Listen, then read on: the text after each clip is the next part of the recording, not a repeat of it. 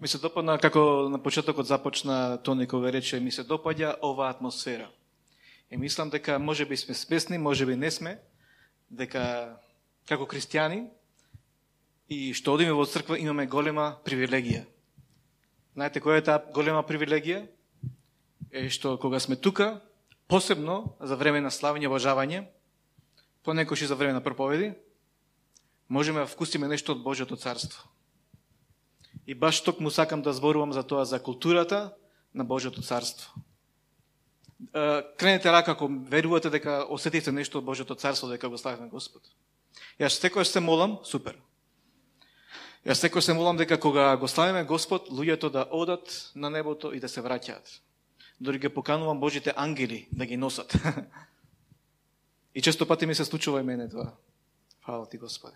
Иако сум понекогаш стегнат и сакам добар перформанс да направам, мојот глас да биде добар, техниката да добро звучи, меѓутоа некош се случува, дури кога јас обожавам, да се опуштам и веќе во духот сум свесен за Божјото царство, за Божите ангели, за Божјото присуство. Супер. Размислував многу за што да зборувам, затоа што многу ретко зборувам и многу материјал се натрупало. И така му ги презентирав на Господ. А тоа, не. А ова, не, тоа е резултат на твојата фрустрација. Добро. А ова, не, ти така мислиш, ама не е така. И така да морав, и на крај пишував еден есеј, или семинарска работа, на стари години ме тера да полагам испити за наставник. Темата беше на есејот мултикултурно, интеркултурно образование. И потоа јас ми дојде, а што со културата на небото? Културата на Божјото царство. И најнаш ко сетio да му кажа, за тоа зборувај. Се друга работа е колку го разбирам тоа, меѓутоа секојаш кога зборувам, сакам да кажувам дека зборувам не од позиција на авторитет, како некој што многу направил и сега да ви кажам јас што сум направил и да јас да ве научам, туку нешто што јас самиот го истражувам и самиот се стремам и ве поканувам и вие тоа да го правите. Во ред? Значи, прво, што е култура? Јас порано си мислев или си културен, или не си културен, така? И тоа нема врска со тоа. Има различни култури, има различни цивилизации со своји култури, што веќе ги нема. Постоела нешто се нарекува египетска култура. Не постои повеќе. Постоела римска, старогрчка култура. Не постои повеќе. Мај, инки, тие... Да.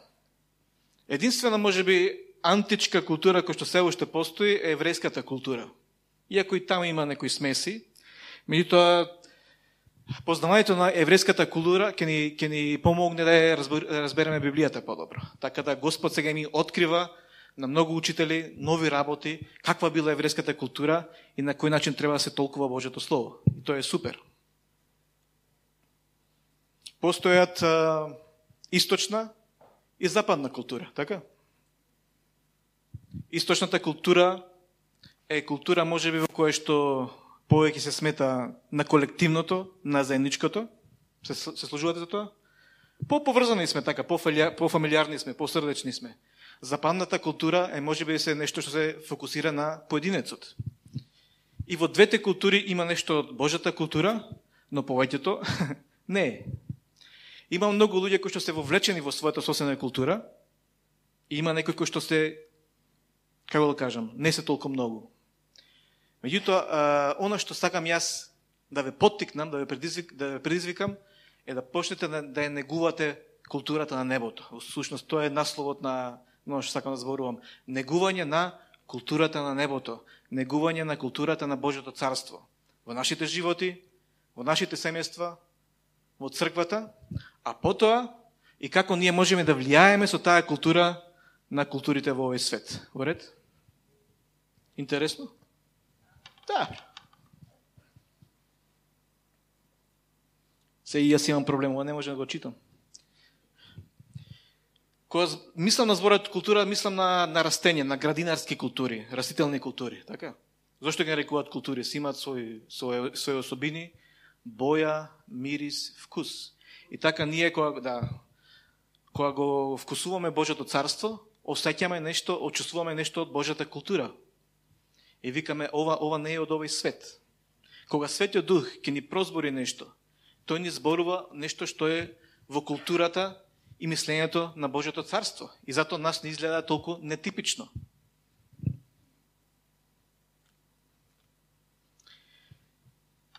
Силните култури, дали знаете дека ги асимилираат послабите култури? Се сложувате со тоа? Постоеле многу култури и ги снемало. Сум читал во Новиот Завет кога се излеа Светиот Дух и кога почнуваат апостолите да зборуваат на јазици и вика, и сите ние, сите народи кои што беа во Иерусалим ги учуваат својот глас. И таму слушаме за народи кои што не ни знаеме дека постојат повеќе. Прочитате и ќе видите каде се сега тие народи. Сите биле асимилирани во грчката култура. Така, сите станале грци. И нас сакат, ама нема да им дозволиме. Меѓутоа, најсилна култура е Божјата култура. Јас верувам во која е основната молитва која се молиме? Како се нарекува? Оче наш. И што вели Оче наш? Да биде Твојата волја, се сети името Твое, да биде на небото, како што е и на земјата, така? И всушност нашата зборуваме за надеж, така? Знаете која е мојата главна надеж?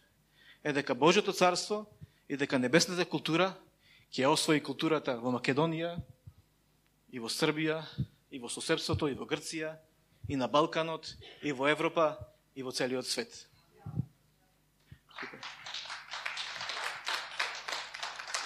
Имав еден пријател, не му се учеше многу, требаше да учи стихотворби. Требаше да ја учи, не знам како се вика, на денови или седенови. Да. И наставничката по македонски му рече, ти давам за последен пат да ја научиш, утре, да ја научиш како Оче наш. И потоа следниот ден, ајде кажи ја, и тој вика, денови ли се денови, аргатски маки големи. Толку. Па не ли ти рекол да ја научиш? И тој рече, па јас од Оче наш знам само Оче наш и же јеси на небеси. Толку знам како Оче наш ја научив. Оче наш и же јеси на небеси.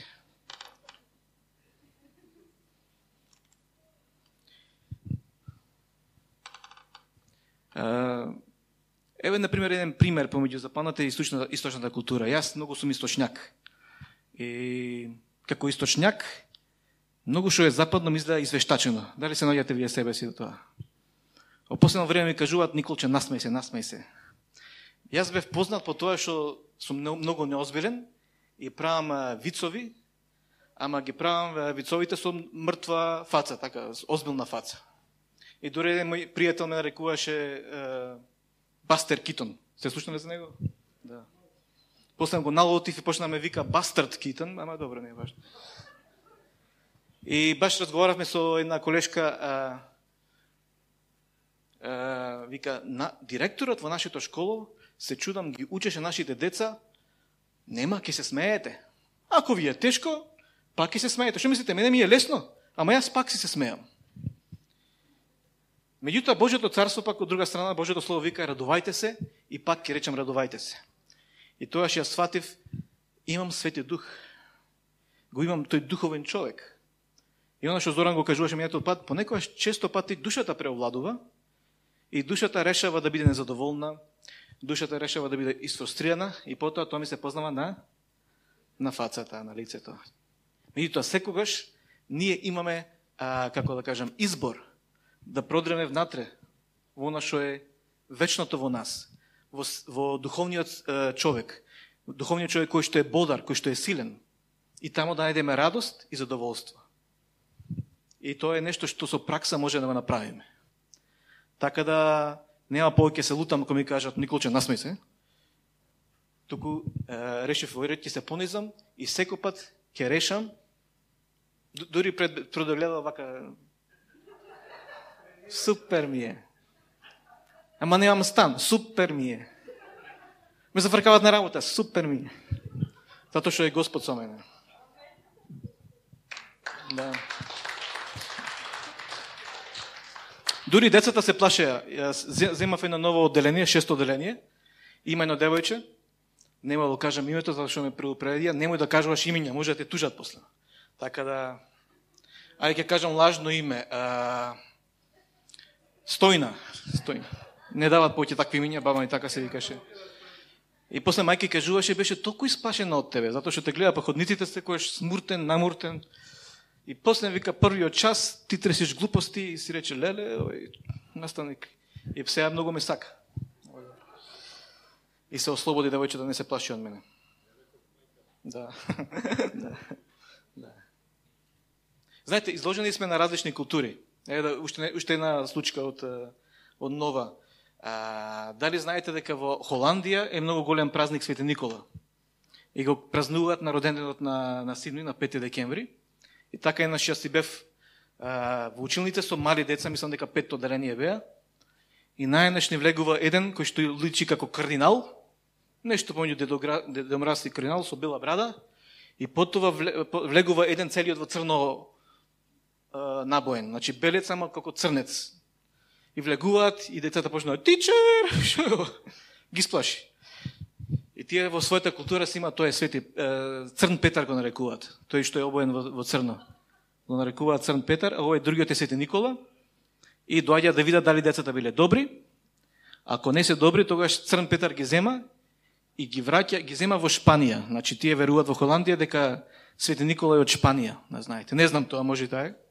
Знам дека сега пред 2-3 дена беше Свети Никола, ми честита многу колеги. И ќе ми речат: честит имен ден, честита слава. И јас ќе му речам: muchas gracias. Што ти значи тоа? Па да знаеш, Свети Никола од Шпанија е.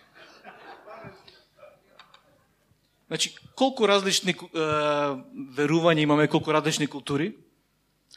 Меѓутоа, она што јас го барам е, која е Божјата култура? Која е културата на Божјото царство? Може да кажеме карактеристики на нашите култури, а јас да не кажувам. Кој ќе ми каже, јас наставник сакам да испрашувам, една карактеристика, но позитивна. Значи, кој сака да ги наброи позитивните карактеристики на нашите култури? На нашата култура, македонската култура. Има доброволец? Си го сакаме ближниот свој? Добро, можеме да... Гостопримливи. Сите не признават дека сме гостопримливи, така? Разиграни сме, така?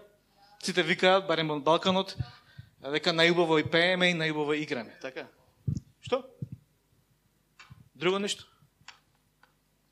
Ми се допаѓа дека сме искрени, ми се допаѓа дека сме отворени, дека сме креативни, дека сме, верувам дека сме талентирани. Има доста работи. Треба си го сакаме својот народ. И да се љубезни, дарежливи. Да. Всушност, Зоран и библиски ни докажа дека она што треба да не одликува како македонци е таа дарежливост. Така? Иако во своето сиромаштие, во тоа, тогашните македонци, тие дава од својата сиромаштија. Супер. А кои се пак негативни? Се жалиме, така? Не сакам да одам натаму, затоа што и ние сме, нашата култура е малце и песимистичка, така, и да ми имаме ниско мислење на себе си, кој ќе почне да кажуваме работи. Да. Меѓутоа, она што и во библиски е подкрепено е тој страв. Зоран го кажа дека кога бил во Македонија, Павле, бил обкружен, вели, од стравови натре и стравови нанадвор.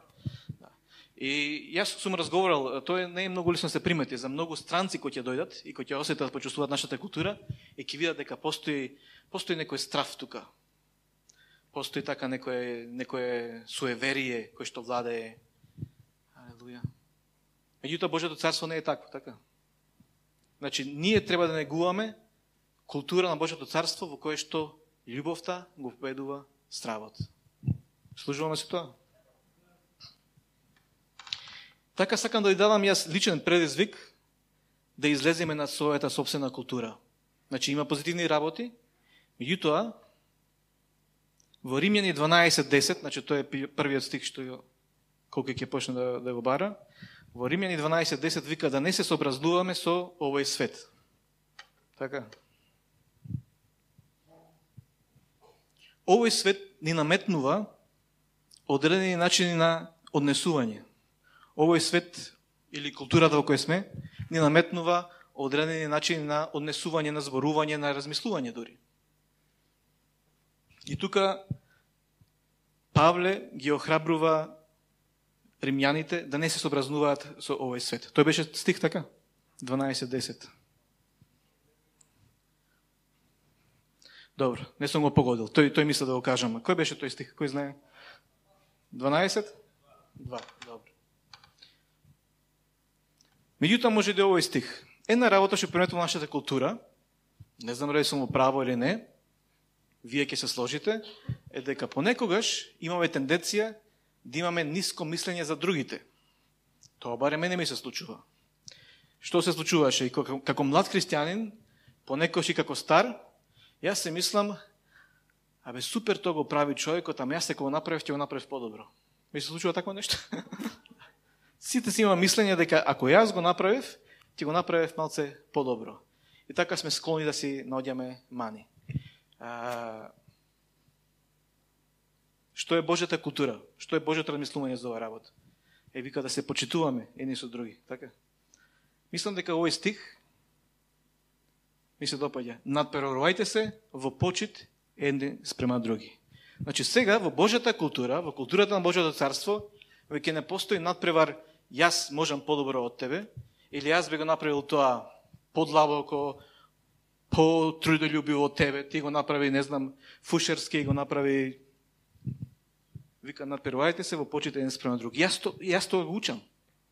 Јас тоа го учам, затоа што јас како сум скроен, за мене е лесно да обвинам некого. Баш разговараме со сестра ми и сестра ми рече, Николче, јас секој се обвинува в себе си, зошто јас секојаш крива. Викам, браво бе Мери. А ти? Викам, па мене секојаш другите ми се криви, јас повеќе на татко ми сум. Во секоја ситуација, додуше во детството бев измачуван, со мојот прв братучет, тој беше многу поголем физички од мене, ако му се случеше нешто ќе паднеше, или ќе судреше, ќе дојдеше кај мене, ти си крив. И така јас развив таква тенденција. Ако нешто ми се случува, прва реакција е Андреј, што направи? Оти не работи компјутерот. Жена ми рече, немој да се глупираш, те молам. Ништо. Меѓутоа, што го спомнав нашето семејство, оно што се обидувам е стварно да негувам Божјата култура, Божјата атмосфера, како ќе кажат они во семејството. Често пати ќе пуштиме, наместо да пуштиме некои серии, Netflix или било што, ќе пуштиме славање и обожавање си, ќе пуштиме Бетел, се слушаме за нив. И нонстоп тоа славање и обожавање оди. Се обидуваме да зборуваме. Андреј и Маја се пророчки настроени, сонуваат со ништа, ги тумачиме. Да. Јас, друга тема, не знам, зборувам се за црквата. И таа атмосфера се проткајува во семејството. Дури еднаш, јас бев горд кога Андреј ми кажа, вели, често пати кога се дружам со дечињата, со неговите другари, и кога зборуваме, вели, јас се наоѓам себе си, го кажувам она што сум го научил од тебе. Од тие многу домашни групи што се минале, ме слуша мене како мелам, како зборувам, и нешто влегло во неговото срце, затоа што живеел во таа атмосфера, сега знае да им кажа некои деца кои што не биле во христијански фамилии, да му објасни некои работи.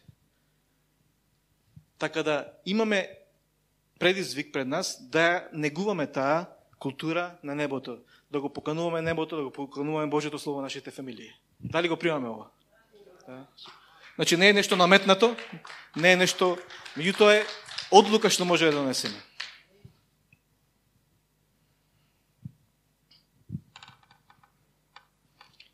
Имаме предизвик да ја носиме Божјата култура. Имаме разни стратегии. Некои се обидуваат да влијаат преку разни организации, невладини организации, луѓе кои што се, како кажам, се храбри, кои што имаат визија, кои што имаат сила, и така има многу работи што организираат.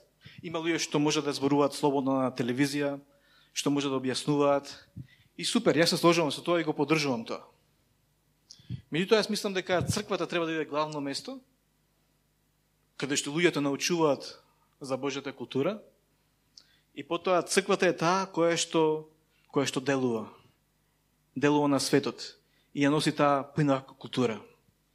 Не култура на овенување, не култура на непростување, не култура на анархизам или било што, туку култура на Божјото царство.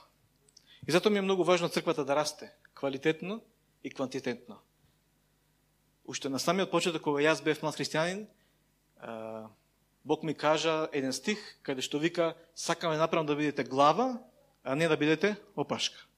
И ви кажував, тоа не се сложуваше многу со моето мислење за последните времења. Јас очекував црквата во последните времења да биде слаба, љубовта да олади. Така.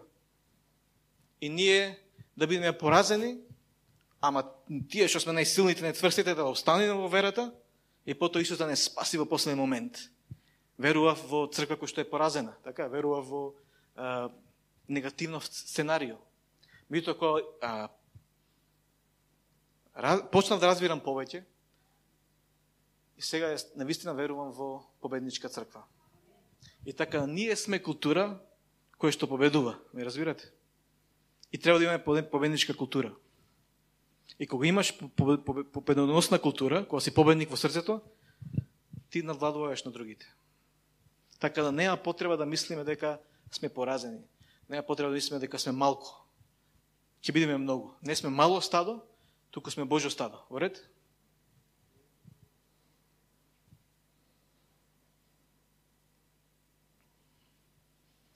Размислував за Петар и за Јован. Не знам сега како ќе знам како да ви го објаснам. Правам разлика помеѓу апостол Петар и апостол Јован. Која беше карактеристиката на Петар? Беше храбар, така? Се сеќавам кога разбрале, мислам дека жените дошле, Марија Магдалена и другите им кажале, Исус воскресна, го видовме. И почнале да трчат. Кој трчал побрзо? Дали сте приметили? Јас ги приметувам тие работи. Јован бил тој кој што потрчал побрзо. Јован прв стигнал до гробот. Ама вика, ама не влезе во гробот. Само далеко виде, гробот е празен, стварно. После дојде Јован, Петар. Не бил толку брз, физички толку силен како Јован. Меѓутоа бил храбар и тој влезе таму. И таму, стварно го нема Исус. И си размислував, се си има значење во словото, така? Значи, Петар беше тој кој што е храбриот, одважниот. Шо на ум, то на друм, што вика, така? И тој стана символ за пожртвуваност. Петар го нарекуваат како темел на црквата, така? Некои цркви има такво мислење. Петар беше тој кој што ги отклучуваше работите. Прв отиде кај незнабожците и таму се проповедаше евангелијата и се обратија. А што со Јован? Не сум читал многу историја, меѓутоа знам дека она што доби задача од Исус е да се грижи за старица. Да се грижи за Марија. И потоа кажуваат дека секојаш кога ќе дошле да го слушаат, ова е ученикот кој што Исус го љубеше. Знаете која била неговата порака? Бог е љубов, Исус ве сака, Господ ве сака. Не било нешто длабоко. Меѓутоа пробуваат да го убијат и не може да го убијат. Јован беше единствениот кој што не доживеа смрт. Отида на небото без да види смрт. Да. Проба да го убијат. Не можеа. Јован не влезе во гробот, не влезе во местото каде што е на распаѓање, не влезе во подземјето, меѓутоа знаете каде влезе? Во Откровение 4 глава пишува, имаш отворена врата на небото и дојде глас кој што му рече, дојди да видиш што ќе се случи, дојде на небото. Јован влезе на небото. Дури има еден настан каде што Јаков и Јован со мајка му, синовите Заведови, доаѓаат кај Исус и му викаат, дали може двата сина да седат од десната страна, едниот од левата, не од десната. Уште тогаш биле амбициозни. Меѓутоа знаете што? За духовни работи. Зошто го кажувам ова? Често пати во црквата се проповеда треба да бидеш храбар, треба да бидеш одважен. И јас се сложувам со тоа. Храброста, одважноста, смелоста ќе те однесе во многу победи. Меѓутоа го гледаме примерот на Јован, кој иако физички беше побрз, од Петар, сепак не направи нешто што е физички, туку направи нешто што е духовно. Се не знам како, сакам да го разберете ова. Е дека некои од нас, затоа што сме биле храбри и смели, и сме рекле не на стравот, и сме направиле успех во овој свет. Меѓутоа, не мора да значи дека имаш голема позиција на небото. Ме разбирате? Јас она што го барам е позиција на небото. Мојот престол таму. Мојата праведност. Сакам да видам она што око не видело, она што уво не чуло, она што во срце не влегло, тоа Бог има приготвил на оние што го љубат. И мене е многу жал за луѓе кои што се многу фокусирани само во овој живот, да успеат. Стан, куќа, се е во ред. Може јас одам во друг екстрем, меѓутоа знам дека нешто што вистински ќе те задоволи е кога ќе сватиш дека си небески жител, колку е супер тоа, сватиш дека си небески жител и дека можеш одиш на небото и она што е небото го носиш тука на земјата. Ви разбирате? И така да мене ме импресионира такви работи. Кога слушам за сведоштва луѓето што го виделе лично Исус, што го виделе престолот на благодата. И мене некои работи почна да ме случуваат. Копнев по такви работи. Сакам духовни искуства, Господи, сакам да ми зборуваш. И ми се случи нешто, ама ме зачуди многу, да ви кажам право. Дури ме исплаши. Значи, си медитирав. Си седев на креветот и си медитирав на Господ. Си замислував дека влегувам Божјото присуство. Знаете, фантазијата, имагинацијата не е лоша работа. Фантазија која што е продуховена, која што е света имагинација, може да ти донесе влез во духовни искуства. Да. И така јас, додека се мислам да Господ чувствував дека кој сум во полузаспана состојба, и потоа најнаш не осеќам, не сум ни сетил, дека веќе сум потонал во сон. И така, си гледам раката и знаете што приметив? Мојот венчален прстен е толкав. И ми виси вака. Значи, мојот венчален прстен е зголемен и лесно може да ми падне. И се уплашив, што е работава се? Што сака да Господа ми каже? Во таа визија сваќам дека всушност ова го сонувам, ова е сон, и потоа со сета сила пробувам да излезам од тоа. Излегов некако и после гледам, добре. Што мислите, што направив прво? Одам кај Маја. Мајчке, ме сакаш уште? Ме подсетила, еднаш се смеев многу на дедо ми баба ми, се вика Борис и Стојна. И додека спиевме, така уште ме заспани, и ни беа собите ни други, тогаш заедно сме живееле. И само слушам со јак глас како баба ми Стојна му вика на дедо ми Борис. Борисе, лепотица си земал, да знаеш. И тој, добро, не ме заслужуваш, ајде. И се реков, дали ми се случува и мене нешто? Дали Светиот Дух сака да ми каже, слушај, ќе ти падне прстенот. Меѓутоа, не беше такво тумачењето. Потом ми дадоја пророчки тумачење, што значи всушност е дека тој зголемениот прстен значи дека тоа се Божите ветувања за нас, така? Божиот завет. И дека понекогаш неговите ветувања се многу повеќе од колку што можеме замислиме, така? И моето прсте треба да се здебели. Да. Не за да ги добие, туку за да ги разбери. Така? Да.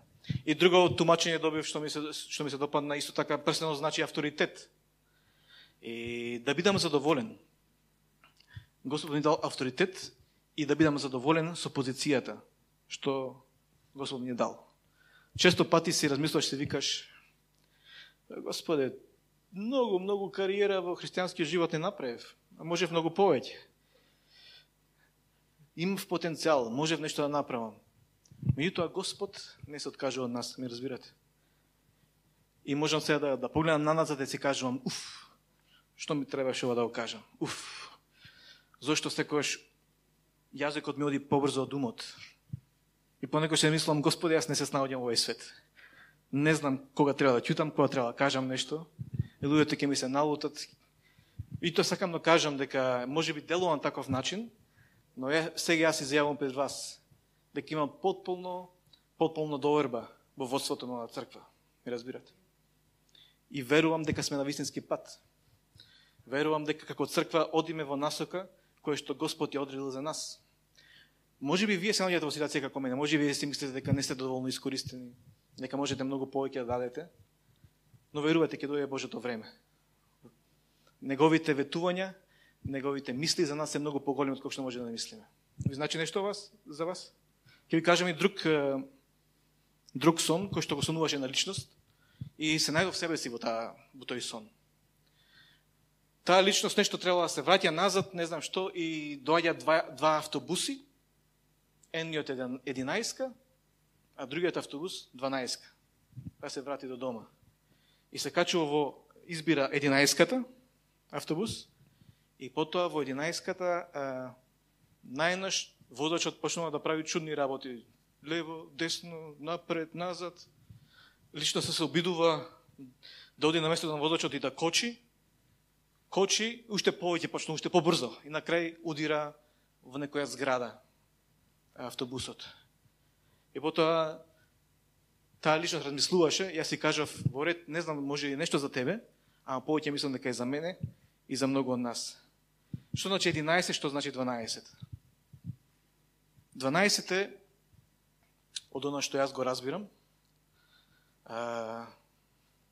12 може да значи вистински тајминг, така, 12 часот, вистинско време, но исто така и за совршена апостолска Божја управа, ме разбирате?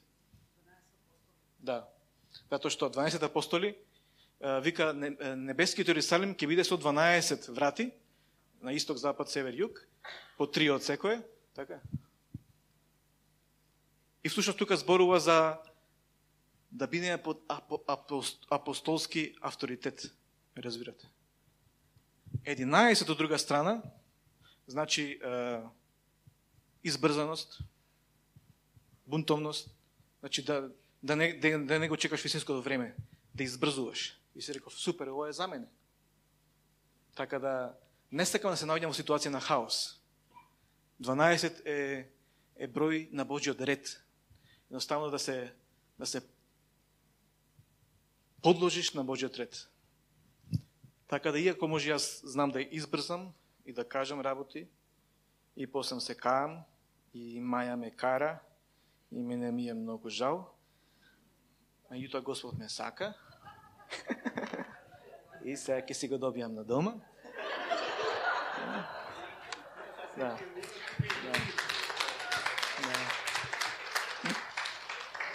Може би ти се наоѓаш тука себе си размислуваш на сличен начин.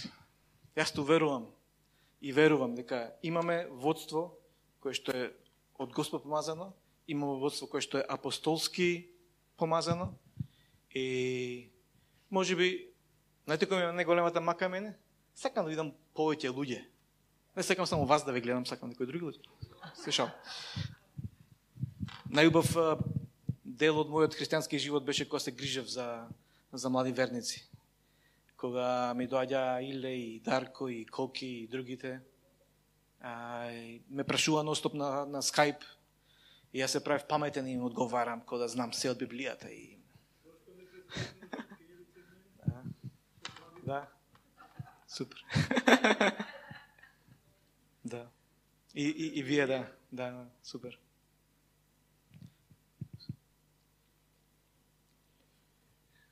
И така да верувам дека ќе дојде такво време. Верувам дека оваа црква ќе процвета. Господ ми го вети тоа. Дека оваа црква ќе процвета. Така остануваме верни на визијата.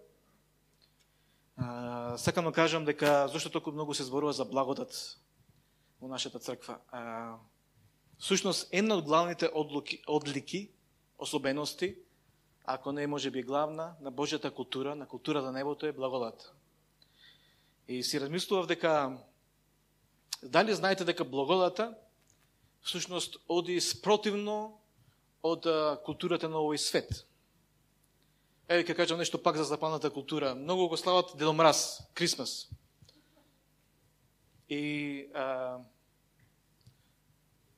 Кока-кола компанијата разви нешто што стана дел од културата на Америка.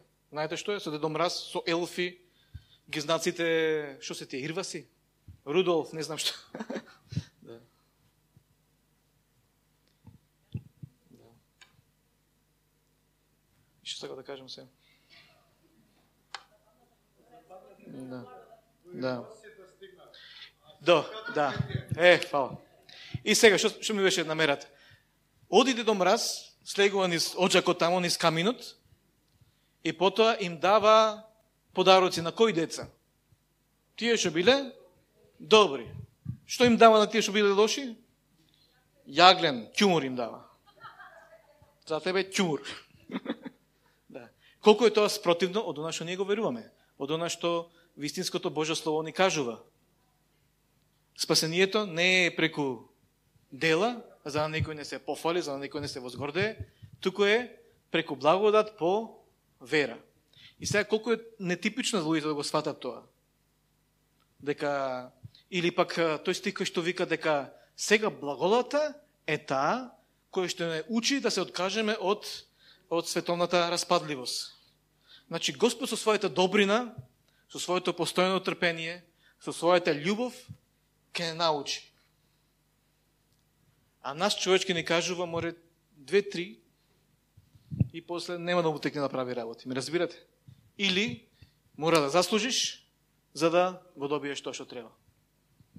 Меѓутоа, благодата оди над тоа. Знаете зошто? Затоа што Божјата култура е култура во која што има отсуство на грев, отсуство на болест.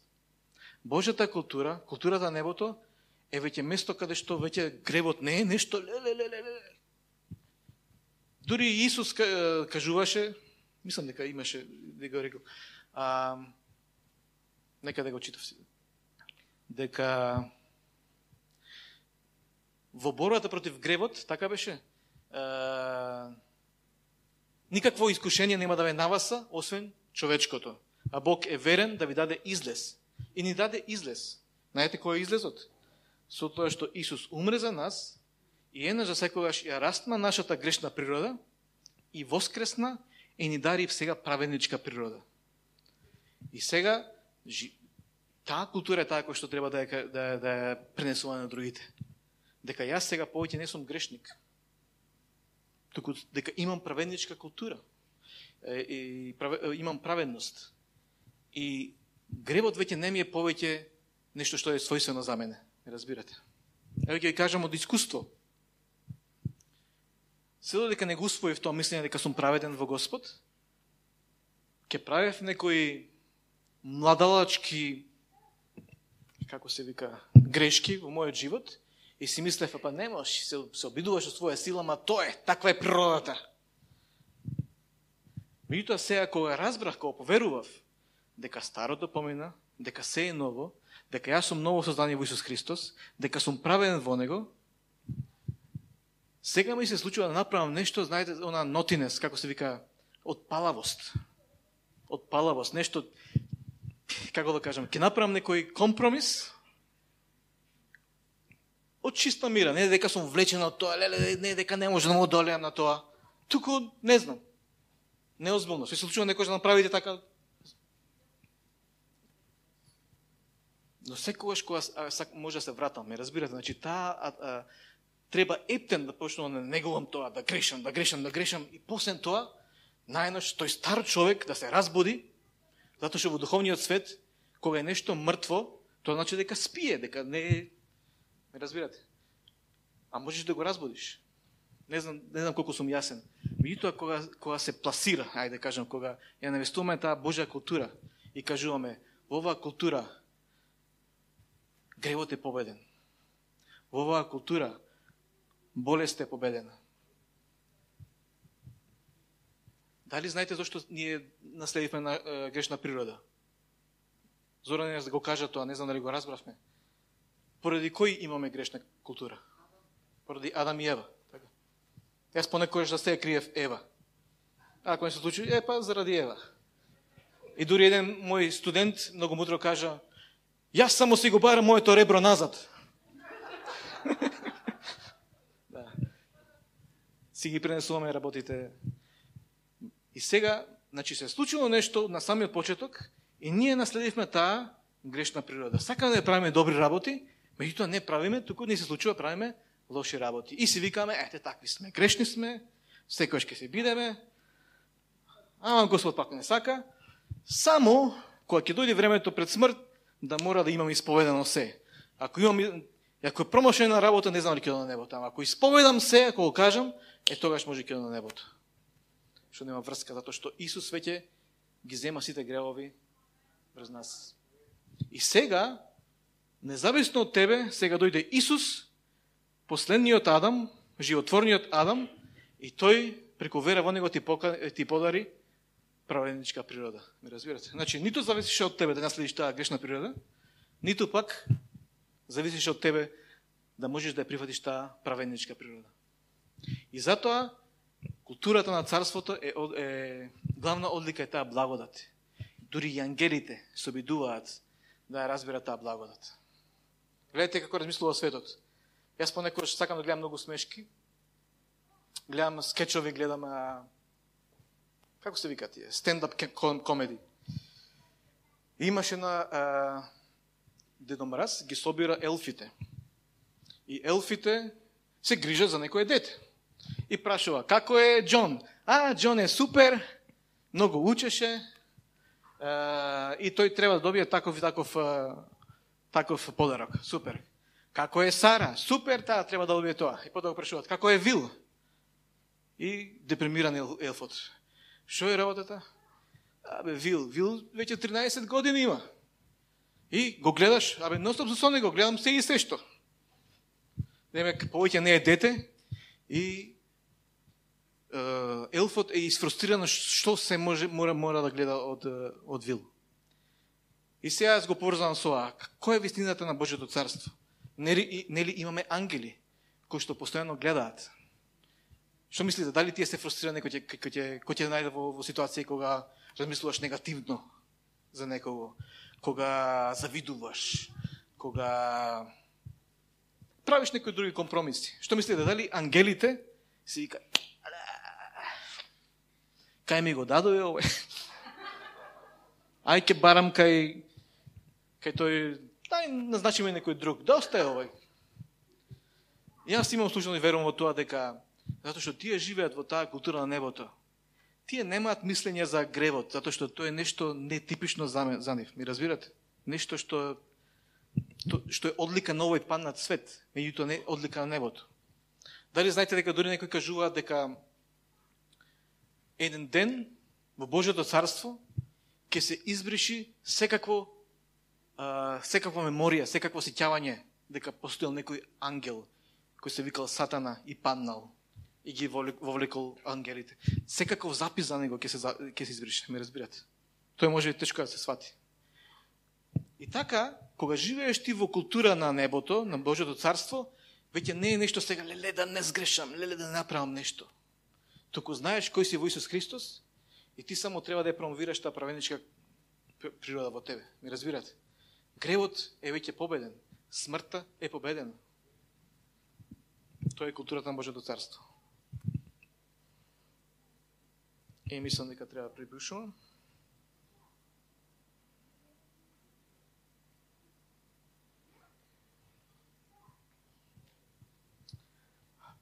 Моја последна порака би било во културата на Божјото царство, кој што треба да негуваме во црквата, секој е победник. Сеќавате кога некој од проповедниците на заврна конференцијата кажа we are all winners, win-win situation. Во овој свет можеби некој добива многу, а некој друг губи. Затоа што можеби газат врз него,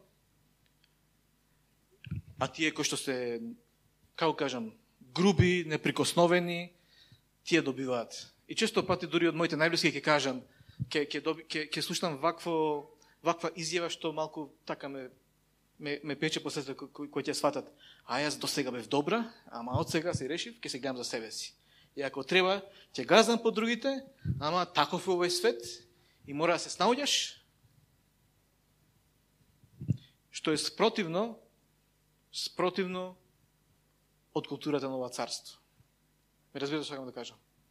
Имав еден пријател од мисионер од Холандија. И секојаш е добро да се слуша некој странец што ќе каже што е тука, знаеш, што е поинако од Холандија. И тој ми ги рече, знаеш Николче што приметувам? Вика, кога ќе влезам во вашите домови, се е супер, уредено, чисто, средено, цаком-паком.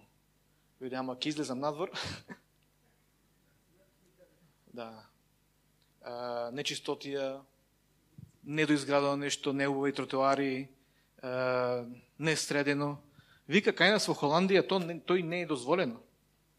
Ќе ти дојде, вели таму некој ќе ти речи, оградата треба да биде зелена, затоа што решивме, во ова соседство сите се зелени оградите. Ве молам, кај нас нема такви работи. Зошто? Затоа што многу добро знаеме да се грижиме за нас, меѓутоа понекош не интересира околината.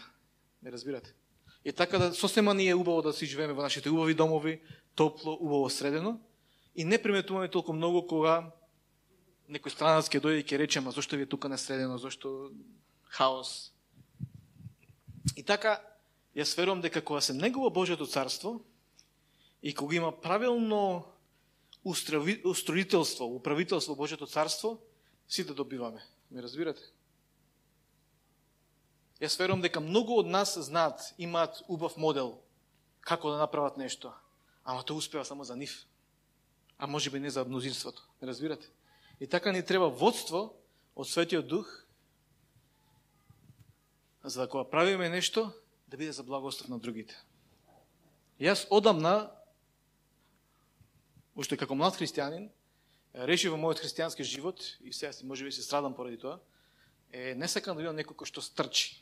Знаете што е на битолски стрчен, кој што сум... Да. Фарисеите биле такви кои што знаеле да обучаваат луѓе кои што стрчат. Тие самите стрчале со својот интелект, со својата појава, и потоа вика, за да направат некој како нив, одат преку 7 гори, преку 7 езера, не знам, преку 7 мориња, и потоа ќе направат некој како нив, уште полош од нив. Ме разбирате? Тоа не е стратегијата, не е идејата на Божјото царство. И така јас не сакам луѓе што стрчат и кои што се толку многу над другите. А другите статус кво, не разбирате. И така јас верувам дека доаѓа време кога Господ ќе ни ги открива тоа и ќе ни дава идеи, ќе ни дава визии, ќе ни дава култура во која што ќе се негуваат сите. И секој ќе го најде своето место. Господ ми даде слика дека во Божјото царство има работни места во кои што ние не ни помислиле. Значи, некој има задача, ангелите кои ќе се појават и кажуваат кои ќе окажат името и ја кажуваат задачата што имаат. Ме разбирате? Значи, Господ определил околу него многу суштества, многу созданија и секој си ја знае својата позиција. Секој си има работна задача. Што сакам да кажам? Не решил Господ, јас се ќе правам. Туку сака да делегира работи. И секој си го знае своето место. И така си замислувам како компанија во која што има многу работни места и некојаш ќе си речеш, добро, ова е многу едноставна работа, из ова те плаќаат? Да. Како знам дека во Телеком прво многу луѓе вработеа, па после тоа почна да ги спуштаат и така некој почна да работи кои што четворица други луѓе ги работеле. Ме разбирате, обратно е овој свет. Во Божјото царство има многу места. Господ припремил места за сите нас. И да откриеме своето место. И да кажеме, супер ми е. Ова место може би не изгледа толку угледно како на другите, ама знаете која е културата на Божјото царство? Му се дава повеќе слава на она што е подолно и понизено. Тој стих не го читавме. Халелуја. Знаете дека Бог е математичар? Да. Се нешто бројки гледам јас. Не знам за вас. Прво Бог е тројство, така? Што значи три? Три значи government, значи управителство. Отец, Син и Светиот Дух. Дури ние сме тројство. Дух, душа и тело. И така на Божиот трон, во Откровение 4 кој гледаме, вели седи оној кој што има налик на камен јаспис и сардар, тој е Бог. Јас верувам дека таму е тројството. После што има околу Господ? Гледам 4. Четирите живи суштества, така? И сите имаат по колку лица имаат? По 4 лица. Лав, што беше друго? Јунец, да речам вол, орел и човек. Зошто ги кажам овие работи? Понекогаш си мислиме Божјото царство е совршена монархија. Господ се управува, другите се служители. Меѓутоа, кога гледам Божиот трон, гледам, да речем, демократија, ато што се злоупотребува тоа, ама гледам како се е совршено средено, дека има 4 живи суштества. Што значи лавот? Се размислувате за тоа? Лавот, ќе бидеме цареви, ќе управуваме. Што значи јунецот? Јунецот за мене е слика на пророците, кој што е покажува Божјата сила. Може би нема се сложате, тоа е само моје мислење. Не зборам доктрина. Јунецот е тој кој што има сила, ги влечи работите и кој што е пожртвуван, така? Што значи орелот? Пророци и апостоли. Апостолската служба. Зато што се вивнува во облаците, ја гледа небеската перспектива апостолот и потоа ги гледа работите на земјата од Божја перспектива и ги уредува работите. И што значи човекот? Свештеник. Значи тие 4 работи кажуваат царски свештеници. Разбирате? Ато што имаш свештеник и цар. Ние сме повикани да бидеме царски свештеници. И потоа, кои се оние кои што се како темел на црквата? Апостоли и пророци. После што има во Божјото управителство? Значи го имаме тронот, тројството, 3, ги имаме 4 суштества, 4, имаме 7 Божи духови. Па после имаме 24 старешени. Значи, ние имаме Божјото царство кое што е уредено.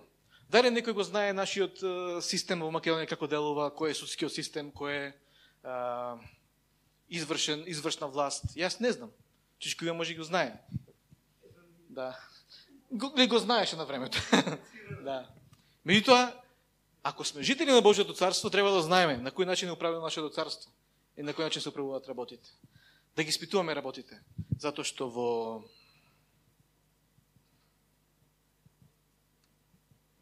во Колошани 3:1-2 вика: барајте и мислете на она што е горе на небото. А ќе направиме се еден експеримент. Ќе станеме сите, доста беше, и со вера, ајде со вера додиме таму каде што е нашето жителство. Каде е нашето жителство? На небото. Дали сакаш да бидеш швеѓанец кој што врска нема за Шведска? Или американец кој што никогаш не отишел во Њујорк да ја види статуата на победата, таму како се вика тоа. Или да бидеш французин кој што никогаш не видел Ајфиловата кула. Јас, ако сум жител на небото, сакам во вера да ги гледам тие работи. Зато ај се ќе размислуваме на она што е горе на небото. Може? И ќе употребиме, дури ако треба, и нашата благословена, помазана имагинација, и со вера сега, Татко Небесен, во името на Исус Христос, се воздигаме, Господе Боже мој. Фала Ти, Господе, што постои отворена врата на небото. Фала Ти, Господе, што доаѓа покана, Господе. Ти, Исусе, си на влезот од таа врата и ги пружаш Твоите раце, Господи, и викаш: дојди, сине мој, дојди, ќерко моја. Дојди да Ти покажам како се уредени работите, во моето царство. Дојди да го почувствуваш мирисот, убавината, редот, правдата кој што е во моето царство. Зашто моето царство ќе победи сите други царства. Халелуја, фала ти Господе што сега ги отвараш очите, ги просветлуваш очите на нашите срца. За да го видиме оно зашто копне духот во нас. Твоето откупување, Господе. И да бидеме таму кај што си, Господе Боже мој. Решаваме да мислиме за работите кои што на небото. Сакаме да го запознаеме царството на нашиот татко. И како такво потоа да го навестуваме, Господе, во нашите животи, во нашите семејства и во нашата околина. Фала ти, Господе. Сега се молам, Господе, да ги отвориш срцата наши за видиме прекрасни работи, Господе Боже мој. Лириама се тарминио прокестрос. Линграме шарди борлокрети бостиас. Клингре керемери бантол мендрасос. Кирибарама шимбала менеодес. Фала ти, Господи, што ние сме Твои овца и го познаваме Твој глас. И можеме да слушнеме од Тебе, Господе. Фала ти што сме Твои чеда, Господе Боже мој, и имаме увид во Твоите афери, Господе, на Твоето царство. Рамалакиниас. Се со вера, Господе, земаме нешто од таа атмосфера на небото и со вера, Господе, ја пренесуваме во нашата атмосфера, Господе. Во оваа црква, во нашите животи, Господе. Ако е вера, земаме вера, Господе. Ако е исцеление, здравие, го земаме тоа, Господе, Боже мој. Ако е мир кој не е потребен, го земаме тоа. Одмор, го земаме тоа, Господе, се манифестира и во овој свет. Фала ти, Господе. Ти благодарам, Татко Небесен. Ето на Исус. Амин. Знаете што вас сакам да го кажа, може да седнете. Која е главна одлика на некоја култура? Јазикот, така? Кога се појавија различните култури? Ако читаме во Библијата, ќе видиме дека уште во времето кога се градеше Вавилонската хула. Човештвото беше толку здружено, сите зборува на ист јазик, ама здружено против Господ. И сакаат да направат нешто што не е легално. И што се случи? Господ направи збрка, им даде и најнаш сите имаат различни јазици, ги подели на различни култури, не се разбираат меѓу себе, не може да се здружат и не може да се здружат против Господ. И затоа е толку важно збораните јазици. Знаете зошто? И сега најнаш ти кога го примаш Светиот Дух, почнуваш да зборуваш на јазик. И тоа е јазик на Божјото царство. И секогаш кога зборуваш на јазици, ти уствари почнуваш да ја креираш таа атмосфера на Божјата култура. Затоа што сега Господ кажува, тогаш ги збркав да зборуваат на различни јазици, а сега сите верници почнуваат да зборуваат на јазик. Тоа значи дека стануваат мои чеда и навестители на Божја култура.